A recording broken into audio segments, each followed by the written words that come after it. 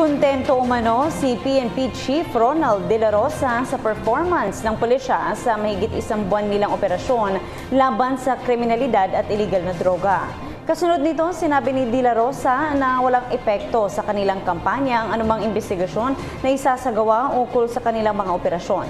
Mula sa Campo Crame, alamin natin ang detalye niyan mula sa aming kasamang si Waywaya Macalma, live.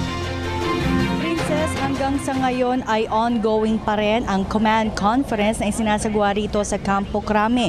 Ito ay pinangungunahan ni PNP Chief Police Director Ronald Bato de la Rosa kasama ng iba pang matataas na opisyal ng PNP. At anya, so far so good dahil sa higit sa isang buwan sa pwesto ng mga pulisya, satisfied siya sa kanilang mga performance. Ito ay dahil kahit nga hindi na nga problema ng kanyang mga pulis na tulungan ang mga sumukong drug users at pushers ay kanilang binibigyan pa ng mga livelihood program. Ang ilan sa mga ito katulad na lamang ng kanyang pagbisita noong isang linggo sa Police Region 12.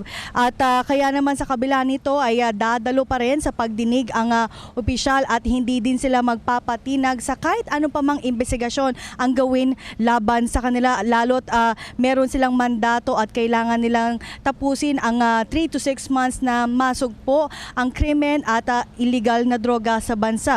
Siniguro naman ni PNP Chief Ronald De La Rosa na handa silang humarap sa Senado at nangakong hindi iinit ang kanyang ulo dahil alam naman niya na maayos magtanong ang mga senador sa kanyang mga pulis at even sa kanya. Sa ngayon ay hindi din masabi pa ng opisyal kung magkakaroon ng balasahan sa ibang posisyon ng PNP lalo't kung ang ilan sa kanila ay hindi nagpe-perform sa kanilang mga trabaho. Narito ang bahagi ng pahayag ni PNP Chief Police Director Ronald De La Rosa. Hindi naman talaga lahat ganun kagandang nangyari, but meron pa rin kailangang baguhin. But generally, I am very satisfied. Itong kapulisan natin, they are going beyond. They went beyond their mandate. Yung sinasabi natin, pati yung rehab, hindi man trabaho ng pulis yan. Pero look at, punta ka sa Pero 12, yung ginagawa ni General Tryon. Meron silang 10 hectares, 15 hectares na yung mga nag-surrender, pinapakuha ng manok, pinapaalaga ng manok, ng goat racing, gano'n. At nakita mo yung maganda yung ginagawa nila doon, ng mga addict doon, tuwan-tuwa nung binisita ko, nag-iiyakan. Dahil, hindi yan masyadong na-exploit ng national media. Ang na-exploit nyo dito is puro patay lang, patay dito, patay doon. Hindi nyo nakikita yung ginagawa ng aming mga commander sa baba na going out. Sila mismo nakiusap sa mga may-ari ng lupa. Pahiramin namin itong lupa ninyo, please. Pagawa kami ng ganito, ganon, at para doon sa rehabilitation.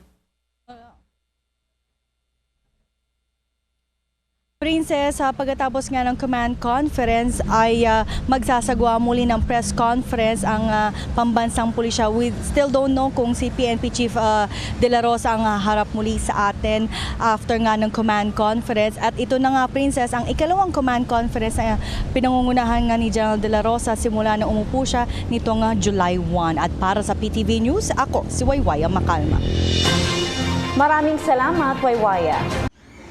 Ako po si Cathy San Gabriel. Subscribe na sa PTV YouTube channel. I-click lang po ang subscribe button.